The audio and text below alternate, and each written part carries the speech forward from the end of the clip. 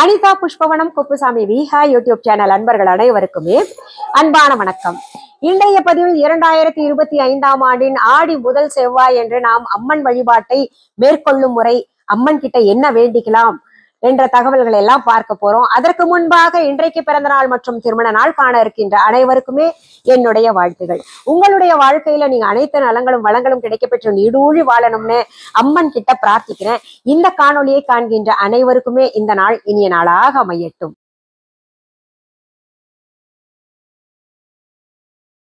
பதிவுக்குள்ள போறதுக்கு முன்னாடி அம்பாளை பற்றி 2 வரி பாட்டு பாடினா நல்லா இருக்கும் இல்லையா? உங்களுக்கு எல்லாம் பரிச்சயமான மிகவும் பிடித்தமான பாடல் 2 வரி பாடுறேன். தாயே கருமாரி, எங்கள் தாயே கருமாரி, தாயே கருமாரி, எங்கள் தாயே கருமாரி, தேவி கருமாரி, துணை நீயே மகமாயே, தாயே கருமாரி, எங்கள் தாயே கருமாரி. எல்லாருக்குமே ரொம்ப பிடிச்ச பாட்டு இல்ல? இந்த ஆடி மாதம்னாலே அனைத்து கோவில்களிலுமே கட்டாயம் இந்த பாடல் இடம்பெறும். சரி, இப்போ நம்ம பதிவுக்குள்ள போகலாம். ஆடி மாதம் அம்மன் உச்சத்துல இருப்பாங்க. அம்மன் கிட்ட நம்ம என்ன வேண்டுதல் வச்சாலும் நம்ம வேண்டுதல்கள் எல்லாமே நிறைவேறும். அதனால நம்ம வஞ்சனை இல்லாம வேண்டிக்கலாமே. இந்த வாரம் முதல் ஆடி செவ்வாய் நம்ம என்ன வேண்டுதல் வைக்கலாம்? வேண்டுதல் பலவிதமாக இருந்தா கூட வேண்டுதல்கள்ல இந்த வேண்டுதல் இப்படி வச்சு இப்படி வழிபாடு செய்யலாம் அப்படின்னு சொல்றதுக்கு ஒருத்தர் இருக்கணும்ல. அந்த வகையில இந்த பதிவுல நான் உங்களுக்கு அம்பாள்கிட்ட என்ன வேண்டுதல் வைக்கலாம் அப்படின்னு சொல்றேன்னா, பிரிந்த தம்பதியினர் ஒன்று சேருவதற்கு, சேர்ந்து இருக்கக்கூடிய தம்பதிகள் கருத்து ஒருமித்து வாழ்வதற்கு, கணவன் மனைவிக்குள்ள எந்த பிரச்சனையுமே இல்லாம இருக்கிறதுக்காக அம்மன் கிட்ட ஆடி முதல் செவ்வாய் என்று நம்ம வேண்டுதல் வச்சு வழிபாட்டை மேற்கொள்ளலாம். சரி, வழிபாடு எப்படி இருக்கணும்? வழக்கம் போல நம்ம சொல்றதுதான். வீட்டையும் பூஜை அறையையும் சுத்தமாக வச்சுக்கிட்டு இந்த செவ்வாய்க்கிழமையில வேப்பிலை ஒரு கொத்து நம்ம வீட்டுல சொருகி வச்சுக்கலாம். எதுக்குன்னா, இப்போ கால சீதோஷ்ண நிலை மாறுது. அப்போ பாத்தீங்கன்னா நமக்கு பிரச்சனைகள், உடல் உபாதைகள் எல்லாம் வராம இருக்கணும்னா இந்த வேப்பிலை போன்ற, வேப்பிலை தண்ணி குடிக்கிறது, மஞ்சள் தண்ணியில வேப்பிலை போட்டு பிரசாதமாக அம்மன் கோவில்கள்ல கொடுப்பாங்க இல்லையா, அதெல்லாம் சாப்பிடுறது நம்ம ஆரோக்கியம் சீதோஷ்ண நிலை மாற்றத்தால் ஏற்படுகின்ற உபாதைகளை தாங்குகின்ற அளவுக்கு இந்த வேப்பிலை எல்லாம் வீட்டுல செருகி வைக்கிறது. நிறைய இந்த நேரத்துல பாத்தீங்கன்னா பூச்சிகள் எல்லாம் கூட வீட்டுல வராமல் இருக்க தடுப்பதற்கெல்லாம் நம்ம இந்த ஆடி செவ்வாய் வெள்ளி அன்று இந்த வேப்பிலையை செருகி வைக்கிறது, மாவிலை தோரணம் கட்டுறது, நல்ல பச்சரிசி மாக்கோலம் போடுறது, இந்த மாதிரி எல்லாம் மங்களகரமாக வீட்டுல வச்சுக்கணும். இதன் காரணமாக அம்பாளுக்கு வேப்பிலை ரொம்ப பிடிக்கும்.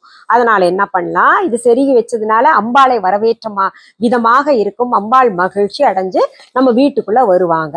சரி, இப்போ நம்ம பூஜை அறையில என்ன பண்ணணும்னா, உங்களுக்கு பிடித்தமான அம்பாளை நீங்க என்ன பண்ணுங்க, வச்சு வழிபாட்டிற்கு ஏற்பாடு பண்ணிக்கோங்க. நல்ல மணமான பூக்களை சாத்தணும், நல்ல சுத்தமாக பூஜைறையை வச்சுக்கணும், ஒரு மணப்பலகையை விரிச்சு அது மேல கோலம் போடணும். அம்பாளுக்கு நிவேதனமாக சக்கரை பொங்கல், இல்லாட்டி உப்பு பொங்கல், இல்ல சித்ரா அன்னங்கள், இந்த மாதிரி எது வேண்டுமானாலும் செய்து கொள்ளலாம். அதுவும் குறிப்பாக ஆடி மாதம் அப்படின்னாலே செவ்வாயும் ஞாயிற்றுக்கிழமைகள்லையும் கூழ் வார்த்தல் அம்பாளுக்கு பிரசாதமாக படைத்து அது வர்றவங்களுக்கு கோயில்ல கொடுக்கறது, அங்கேயே போய் கூழ் வார்ப்பாங்க. அப்படி செய்வதும் உண்டு. வீட்டிலும் கூட கூழ் வார்த்து இப்போ வழிபோக்கர்களுக்கு கொடுக்கலாம், அல்லது வீட்டிலே உள்ளவர்கள் கூட அம்பாளுக்கு படைத்த பின்னாடி அதை பிரசாதமாக உட்கொள்ளலாம். இப்படி நம்ம அம்பாளுக்குரிய எல்லாவற்றையும் ஏற்பாடு செய்த பின்னாடி, இப்போ பாத்தீங்கன்னா நிறைய பேருக்கு உடம்பு முடியல, நம்ம சமைச்ச அம்மாவுக்கு எதுவுமே வைக்க முடியல அப்படின்னு நினைக்கிறவங்க என்ன பண்ணுங்க, பால் பழங்கள் வைத்து நிவேதனமாக வைத்து நம்ம வழிபாட்டை மேற்கொள்ளலாம். சரி, இந்த வழிபாட்டை மேற்கொள்வதற்கு என்ன பயன்படுத்தி அர்ச்சனை செய்யலாம் அப்படின்னு கேட்டீங்கன்னா, குங்கும அர்ச்சனை செய்யுங்க. ஒரு கணவன் மனைவி அப்படின்னாலே குங்குமம் என்பது ரொம்ப முக்கியமான ஒரு விஷயம். திருமணத்திற்கு முன்பாக நம்ம வகிட்டில் பொட்டு வைக்கிறது கிடையாது. ஆனால் திருமணத்திற்கு பின்னாடி ஒவ்வொரு பெண்ணுமே வகிட்டில் குங்குமம் வைக்க வேண்டும் அப்படின்னு சாஸ்திரமே சொல்லுது. அதனால வகிட்டில் குங்குமம் வைக்காதவங்க இந்த ஆடி மாதத்திலேயாவது செவ்வாய் வெள்ளிக்கிழமைகள்ல வகுட்டுல குங்குமம் கட்டாயம் வச்சுக்கோங்க. தினமுமே வைத்தால் முகத்தையே பார்க்கறதுக்கு மங்களகரமாக இருக்கும். அதனால இந்த குங்கும அர்ச்சனை செய்யணும். குங்கும அர்ச்சனை செய்வதற்கு நீங்க கொஞ்சம் குங்குமம் எடுத்து கிண்ணத்துல தயாராக வச்சுக்கோங்க. அதற்கு பிறகு அம்பாளுக்கு உரிய ஸ்தோத்திரம், எந்த அம்மனை நீங்க கும்பிடுறீங்களோ அந்த அம்மன் பெயர் சொல்லிட்டு போற்றிவோம் அப்படின்னு 108 முறை சொல்லிக்கிட்டு குங்கும அர்ச்சனை செய்து அந்த குங்குமம், அந்த வேண்டுதல்ல நீங்க வேண்டது என்ன, பிரிஞ்சிருக்கக்கூடிய கணவன் மனைவி ஒன்னா சேரணும் அப்படின்னு நினைச்சீங்கன்னா வேண்டிக்கோங்க, நாங்க பிரிஞ்சிருக்கிறோம் ஒன்னா சேர்ந்துடணும் தாயே, சீக்கிரத்துல எனக்கு அந்த பாக்கியத்தை கொடுங்க அப்படின்னு வேண்டிக்கோங்க.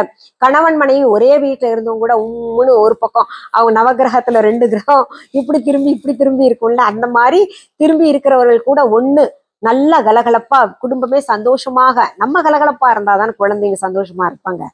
அதனால என்ன பண்ணும், கணவன் மனைவி நல்லா பேசிட்டு கலகலப்பாக இருக்கணும் அப்படின்னு வேண்டிக்கிட்டு இங்க குங்கும அர்ச்சனை செய்யுங்க. ஏன்னா இப்போ பிரச்சனையே அதுதாங்க. நிறைய பேர் பாருங்க, ஏதோ ஒரு தகாத உறவில் ஈடுபட்டு குடும்பத்திலிருந்து பிரிஞ்சு இருக்கிறது, இல்லாட்டி குடும்பத்துல இருந்துகிட்டே கணவன் மனைவிக்கு தெரியாம, மனைவி கூட இப்ப கணவனுக்கு தெரியாம நிறைய விஷயங்கள் நடந்துட்டு இருக்கு. இது நல்லது இல்லை. அதனால என்ன பண்ணணும், கணவன் மனைவி வீட்டிலே இருந்தா கூட கலகலப்பாக இருக்கணும், அந்யோன்யம் பெருகணும் அப்படின்னு குங்கும அர்ச்சனை செய்துக்கோங்க. இன்னொன்னு பாத்தீங்கன்னா, கணவன் மனைவிக்குள்ள ஒற்றுமையே இருக்காது, எப்ப பாரு சண்டையே இருந்துகிட்டு இருக்கும். அதாவது அமைதியா இருந்தா கூட பரவாயில்லைங்க, குழந்தைங்களுக்கு அதிகமான பாதிப்பு ஏற்படாது. ஆனா கத்திக்கிட்டே இருந்தா அதை தூக்கி போட்டு உடைக்கிறது, இதை தூக்கி போட்டு உடைக்கிறது நிறைய குடும்பங்கள்ல கணவர் செஞ்சுக்கிட்டு இருக்காரு. பெண்களும் இப்ப அதை பார்த்து பொறுமை இழந்துட்டு இருக்காங்க, அவங்களும் செய்ய ஆரம்பிச்சிட்டாங்க. இதனால பாதிக்கப்படுறது யாரு அப்படின்னு பாத்தீங்கன்னா குழந்தைங்க தான். அதனால அந்த மாதிரி அந்த எப்ப பாரு ஒரு சத்தம் இருக்கிறது, கணவன் மனைவிக்குள்ள எப்ப பாரு கலவரம் நடந்துகிட்டே இருக்கு அப்படின்னு நினைக்கிறவங்க, இன்னொன்னு பாத்தீங்கன்னா தன் கணவரை இன்னொரு பெண் அபகரிச்சு போயிடுறா இல்லையா, அதாவது சொல்லணும்னா அவங்க கூட்டே போயிடுறாங்க. அதுக்கு இத்தனை காலம் இந்த குழந்தையும் பெத்துக்கிட்டே மனைவி கூட குடும்பம் நடத்தி இருக்கோமே அப்படின்ற ஒரு எண்ணம் கூட இல்லாம அவரும் பின்னாடியே போயிடுறாரு. சில குடும்பங்கள் அதான் நடக்குது. திடீர்னு ஒரு பொண்ணு முளைக்கிறா, அவ வாங்கன்னு கூப்பிட்டா அதன காதல் அப்படின்னு சொல்றாங்க, சம்பந்தமே இல்லாம இருக்கும், அவங்க பின்னாடி போயிடுறது. அதெல்லாம் பாத்தீங்கன்னா நிலைச்சிருக்குமா அப்படின்னு கேட்டீங்கன்னா கிடையாது. இப்படி எல்லாம் இருக்கிறப்போ அந்த பொண்ணு ரொம்ப கஷ்டப்படுறா. வாங்கன்னு கெஞ்சுறது, இதெல்லாம் செய்தித்தாள்கள்ல படிக்கும்போது ரொம்ப மனசுக்கு சங்கடமா இருக்கு. அதனால என்னன்னா, இப்படி கணவன் தன்னை விட்டு போகாம இருக்கிறதுக்கு எல்லாமே அம்பாள் கிட்ட ஒரு பிரார்த்தனை வையுங்க. ஏன்னா இந்த மாதத்துல அம்பாளும் சிவபெருமானும் பார்வதி தேவியும் ஒன்றிணைந்து நமக்கு அருள் வாரி வழங்குவாங்க. அதனால 2 பேருமே இணைந்து கணவன் மனைவியாக இணைந்து நமக்கு அருள் பாலிக்க இருக்கும் பொழுது நம்ம அம்பாளுக்கு குங்கும அர்ச்சனை செய்யும் பொழுது, அம்பாளை வேணாலும் சிவபெருமானை வேண்ட மாதிரிதான், அவரை வேணாலும் அம்பாளை வேண்ட மாதிரிதான். அவங்க பாத்தீங்கன்னா சரிபாதியாக இருக்காங்க. அந்த சரிபாதி நிலைமை நம்ம குடும்பத்திலையும் இருக்கணும் அப்படின்னா இந்த பிரார்த்தனையிலும் சில விஷயங்களை சேர்த்து கொள்ளலாம். மஞ்சள், குங்குமம், வளையல் அம்பாளுக்கு படைக்கணும். அம்பாளுக்கு மங்களகரமான, அதாவது சுமங்கலிக்குரிய இந்த பொருள்கள் எல்லாம் அந்த படமாக இருந்தால் படத்துல வளையல் மாட்டி விடுங்க, மஞ்சள் குங்குமம் வச்சு விடுங்க படத்துக்கு. சிலையாக இருந்தால் அம்மனுக்கு அபிஷேகம் செய்து, எளிமையாக பால் அபிஷேகமோ தேன் அபிஷேகம் இல்லை எல்லா அபிஷேகமும் செய்ய முடிஞ்சா செய்து நீங்க அம்பாள் கையில வளையலை மாட்டி விட்டு மஞ்சள் குங்குமம், மஞ்சள் அபிஷேகம் கூட செய்யலாம், குங்கும அபிஷேகம் கூட செய்யலாம். இதெல்லாம் செய்து மஞ்சள் குங்குமம் இட்டு என்ன பண்ணணும், அன்னைக்கு வீட்டுல யாராவது வந்தாங்கன்னா சுமங்கலி பெண்கள் அல்லது கல்யாணத்துக்கு தயாராக இருக்கக்கூடிய பெண்களுக்கு நல்லா அவங்களுக்கு சீக்கிரம் கல்யாணம் ஆகணும்னு நீங்களும் வேண்டிட்டு அவங்களுக்கு மஞ்சள் குங்குமம் கொடுங்க, வளையல் கொடுங்க. சுமங்கலி பெண்கள் வந்தாங்கன்னா அவங்களுக்கும் கட்டாயம் கொடுங்க. வரலைன்னா பரவாயில்ல, நீங்க யாரையாவது கூப்பிடுங்க, உங்களுக்கு ரொம்ப பக்கத்துல யாராவது தெரிஞ்சவங்க இருந்தாங்கன்னா அவங்களை கூப்பிட்டு கொஞ்சம் மஞ்சள் குங்குமம் வாங்கிக்கிறீங்களா அப்படின்னு கேட்டு வெத்தலை பாக்கு மஞ்சள் குங்குமம் வச்சு அவங்களுக்கு கொடுங்க, வளையலும் வச்சு கொடுங்க. ரொம்பவே சிறப்பு. இதனால நம்ம தீர்க்க சுமங்கலியாக இருப்போம். இதுக்கா பிரிந்த கணவன் மனைவி மட்டும் கிடையாதுங்க, இப்போ நல்லா இருக்கக்கூடிய ஒற்றுமையாக இருக்கக்கூடிய அந்யோன்யமாக இருக்கக்கூடிய தம்பதிகளுக்கும் என்ன ஆகும்னா அவங்க தீர்க்க சுமங்கலி வரத்தை பெறுவார்கள். அதே சமயத்துல இதுல பிரிந்திருக்கக்கூடியவர்கள் சேருவார்கள். கட்டாயம் நடக்கும் பாருங்க. எத்தனையோ காலமா பிரிஞ்சிருக்கோங்க, நாங்க ஒண்ணுமே சேர முடியல அப்படின்னு நினைக்கிறோம், கட்டாயம் சேருவாங்க. இன்னொன்னு நான் சொல்றேன், நீங்க அன்னைக்கு கிராம்பு பரிகாரம் அப்படின்னு ஒண்ணு இருக்கு. அன்றைக்கு அம்பாள் கிட்ட வேண்டிக்கிட்டு 2 கிராம்பு எடுத்துக்கோங்க. குடும்பத்துல இப்போ 2 குழந்தைங்க இருக்காங்கன்னா அவங்களுக்கும் சேர்த்து மொத்தம் 4 கிராம்பு எடுத்துக்கோங்க. 3 பேர் இருக்கீங்கன்னா 3 கிராம்பு மொக்கோட இருக்கணும். அதை எடுத்துக்கிட்டு நீங்க என்ன பண்ணுங்க, இந்த சாம்பிராணி, கப் சாம்பிராணி ஏத்துறீங்கன்னா அது அல்லது இந்த கொட்டாங்குச்சியில தீ மூட்டுறீங்கன்னா அதை கூட நீங்க வச்சுக்கிட்டு தீ மூட்டிட்டு ஆகும் மொத்தத்தில் நம்ம என்ன பண்ணணும்னா அம்பாள் கிட்ட நல்லா பிரார்த்தனை பண்ணிட்டு குங்கும அர்ச்சனை செய்த பின்னாடி அந்த கிராம்பு இருக்கு இல்லையா, அதை கிண்ணத்துல மொதவே ஏற்பாடு பண்ணி வச்சுக்கோங்க. அந்த கிராம்பை நெய்யில முக்கி எடுத்துக்கிட்டு எத்தனை பேர் இருக்கீங்களோ அவங்க நாங்க 4 பேருமே குடும்பத்துல ஒற்றுமையாக இருக்கணும். என் கணவர் என்னை எப்பவுமே என்னுடனேயே என்னை அன்பு பாராட்டி என்னிடம் அந்யோன்யமாக இருக்கணும் அப்படின்னு வேண்டிக்கிட்டு அந்த கிராம்பை அந்த தீயில போட்டுருங்க. நல்லா சாம்பலாக்கின பின்னாடி அதை எடுத்து டேப் வாட்டரை ஓப்பன் பண்ணிட்டு பைப் தண்ணி ஓப்பன் பண்ணிட்டு அதுல விட்டுருங்க. இதுல பாத்தீங்கன்னா பிரிந்து இருக்கக்கூடியவர்கள், சண்டை போட்டுக்கிட்டே இருக்கிறாங்கல்ல சதா, அவங்க மற்றும் ஒற்றுமையாக இருக்கணும்னு நினைக்கிறவங்க அத்தனை பேருமே இந்த கிராம்பு பரிகாரத்தை அம்பாள் முன்னாடி அன்னைக்கு நீங்க செஞ்சுக்கோங்க. கட்டாயம் பாத்தீங்கன்னா அதுல நல்ல மாற்றம் தெரியும். இதெல்லாம் பாத்தீங்கன்னா இந்த கிராம்பு பரிகாரம் நம்ம பெரியவங்க செஞ்சு நான் கண்ணால பார்த்திருக்கேன். அதனாலதான் திரும்ப திரும்ப கிராம்பு பரிகாரத்தை செய்ய சொல்லி நிறைய பேர்கிட்ட நான் சொல்லிட்டு இருப்பேன். அது செய்து நிறைய பேருக்கு நல்ல பலனே கிடைச்சிருக்கு அப்படின்னு நான் சொல்லுவேன். அதனால இந்த கிராம்பு பரிகாரத்தை இந்த அம்மன் பூஜையில ஆடி முதல் செவ்வாய் என்று செய்யக்கூடிய அம்மன் பூஜையில செஞ்சுக்கோங்க. நல்ல பலன் கண்டு குடும்பம் ஒற்றுமையாக, பிரிந்திருக்கக்கூடிய கணவன் மனைவி ஒன்னா சேருவீங்க. கருத்து வேறுபாட்டுடன் இருக்கக்கூடிய கணவன் மனைவி ஒற்றுமையுடன் நல்ல சந்தோஷமா வாழ்வீங்க அப்படின்னு நான் உறுதிபட சொல்றேன். அம்மன் கிட்டையும் நான் பிரார்த்திக்கிறேன். சரி, இந்த பதிவு கட்டாயம் உங்களுடைய உற்றார் உறவினர்கள் அனைவருக்குமே பகிரணும் அப்படின்றது என்னுடைய தாழ்மையான வேண்டுகோள்.